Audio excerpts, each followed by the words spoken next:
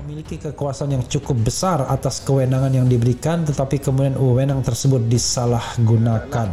Polisi lawan polisi di rumah polisi. Sekarang ada kemajuan. Sekarang polisi lawan mafia di rumah polisi. Nah, kenapa tersendat-sendat? Ya karena ada mafia itu tadi. Untuk itulah kita bersama-sama harus melawan mafia ini. Jangan sampai polisi ini dibawa kendali mafia. Kalau polisi dibawa kendali mafia, habislah negeri ini. Perlu didalami oleh pihak berwenang tentunya tindakan apa saja yang sebetulnya terjadi.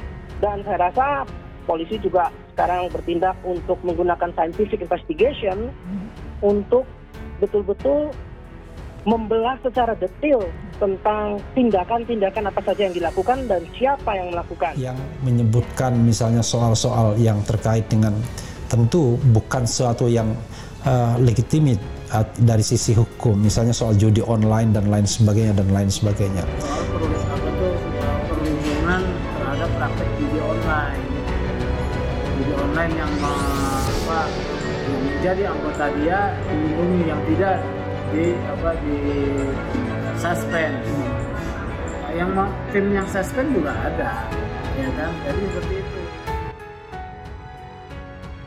Lingkaran setan Fedy Sambo bocor, Mahfud MD singgung judi narkoba hingga hal menjijikan.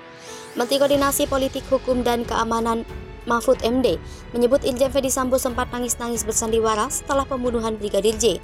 Adapun momen Irjen Fedy Sambo nangis-nangis bersandiwara itu dilakukan sang jenderal di hadapan Komisi Kepolisian Nasional.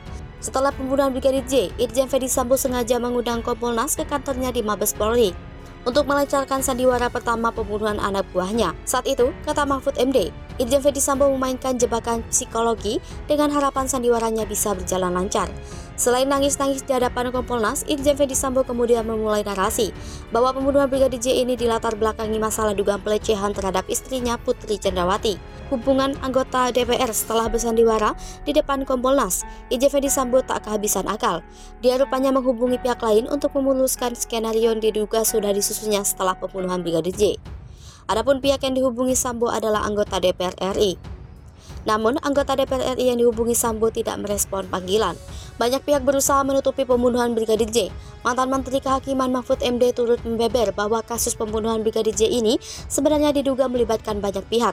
Mahfud bilang banyak pihak yang berusaha menutupi kasus pembunuhan Brigadir J ini. Mahfud menyebut dia sengaja ikut menyoroti kasus ini agar fakta yang terjadi bisa terungkap ke publik. Oleh sebab itu, Mahfud MD mendorong pihak keterkaitan untuk melakukan beberapa cara agar kasus ini bisa selesai dengan sebenar-benarnya. Menurut Mahfud, jika polisi kala itu tidak melakukan autopsi ulang terhadap jenazah Brigadir J, maka kepercayaan publik akan hilang. Kemudian Deddy Corbuzier penasaran apakah semua hal yang terjadi atas perintah Menko Polhukam. Dengan tegas Mahfud menyangkal, menurutnya dia hanya memberi dorongan sesuai dengan usulan publik yang dinilai masuk akal. Kasus judi dan narkoba, Mahfud MD turut menyinggung soal judi dan narkoba. Mahfud juga mengatakan banyak pihak yang berupaya menutupi kasus ini dengan berbagai cara. Deddy pun penasaran dengan nama-nama yang akan ikut terseret dalam kasus ini. Mahfud menjawab bahwa ada 31 nama yang bakal terseret, termasuk masalah judi dan narkoba. Ia juga menyebutkan jika dirinya sudah mengetahui fakta dari kasus ini, namun memang bukan kewenangannya untuk membongkar. Lebih lanjut, ia menyebutkan jika laporan pelecehan seksual yang dialami Putri Chandrawati sudah bisa dicabut. Putri istri Fedy Sambo rela beri jatah 2 orang ini demi jaga rahasia soal Brigadir J terbongkar. Hubungan kedekatan Brigadir J dan Putri istri Irjen Fedy Sambo menjadi sorotan. Putri dan Brigadir J diketahui dekat setelah foto keduanya beredar di media sosial. Putri pegang tangan Brigadir J. Belakangan terungkap jika ada 2 sosok pria lain yang pernah dijanji beri jatah oleh Putri Chandrawati. Orang itu bukan Brigadir J. Kedua orang tersebut terancam kaya jika Putri menepati janjinya. 2 orang itu adalah Baradae dan Brigadir RR. Putri sampai relakan uangnya 1,5 miliar rupiah untuk kedua orang tersebut. Baradae dijanjikan 1 miliar rupiah untuk uang tutup mulut agar tidak terbongkar kasus pembunuhan Brigadir J. Sementara Brigadir RR hanya diberi jatah 500 juta rupiah. Sebelumnya Baradae mengaku dijanjikan uang senilai 1 miliar oleh Putri Chandrawati dan suaminya Irjen Fedy Sambo.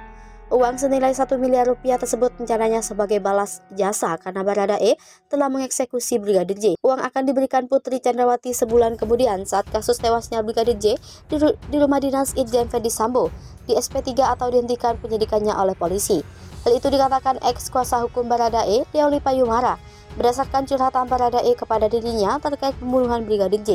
Menurut Deolipa, pemberi uang nantinya adalah Irjen Ferdy Sambo dan Miss X, yang belakangan diketahui adalah Putri Candrawati. Jadi, Ibu Putri Candrawati sama Pak Sambo memanggilah si Pak Kuat, Barada Richard dan Barada Ricky dan Brigadir Ricky, kata Deolipa di acara kontroversi di akun YouTube Metro TV Kamis 11 Agustus 2022 malam. Pemanggilan oleh Putri Candrawati katanya dilakukan beberapa hari setelah penembakan atau pembunuhan terhadap Brigadir J dilakukan. Ini berarti ada dana 2 miliar rupiah yang dijanjikan Putri dan Sambo ke Baradae, Brigadir RR dan Kuat, di mana ketiganya kini juga menjadi tersangka pembunuhan Brigadir J, di mana pembagiannya Baradae 1 miliar rupiah karena dia yang menembak langsung Brigadir J, sementara Brigadir R dan Kuat yang membantu masing-masing mendapat 500 juta rupiah. Menurut Deolipa, Putri dan Sambo sangat yakin kasus penembakan Brigadir J ini akan SP3 atau dihentikan penyidikannya. Tapi ternyata, kata Deolipa, kasus tewasnya Brigadir J mendapat perhatian publik dengan harapan SP3 ternyata berubah menjadi upaya pengungkapan kasus yang seterangnya, hingga berujung membuat Kapolri membentuk tim khusus untuk mendalami dan mengungkap kasus ini. Sementara itu, kuasa hukum Brigadir J, Komarudin Simanjuntak, mengatakan informasi yang didapatnya adalah dana yang disampaikan Sambo untuk menutupi kasus ini mencapai 5 miliar rupiah. Cabut kuasa. Sebelumnya, tersangka pembunuhan Brigadir J yakni Barada Richard Eliezer atau Baradae mencabut pemberian kuasa kepada pengacaranya Deolipa Yumara dan Burhanuddin. Kabar pencabutan kuasa dari Baradae itu diungkapkan Deolipa saat sedang live di acara kontroversi di Metro TV Kamis 11 Agustus 2022 malam. Dalam pesan WhatsApp itu katanya berupa foto surat resmi pencabutan kuasa yang ditandatangani Richard Eliezer di atas materai.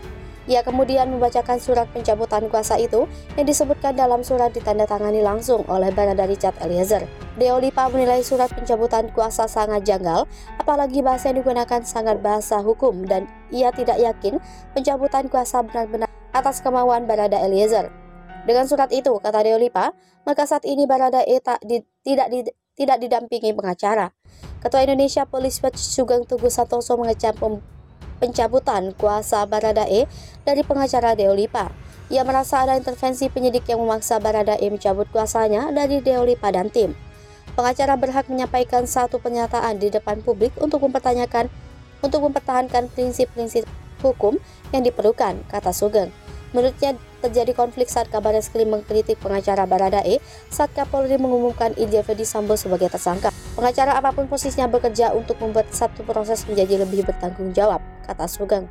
Karenanya Sugeng yakin pencabutan kuasa Baradae dari Deolipa dan tim dan intervensi dari penyidik. Menurutnya, pengacara tidak bisa diintervensi dan tidak bisa dipengaruhi.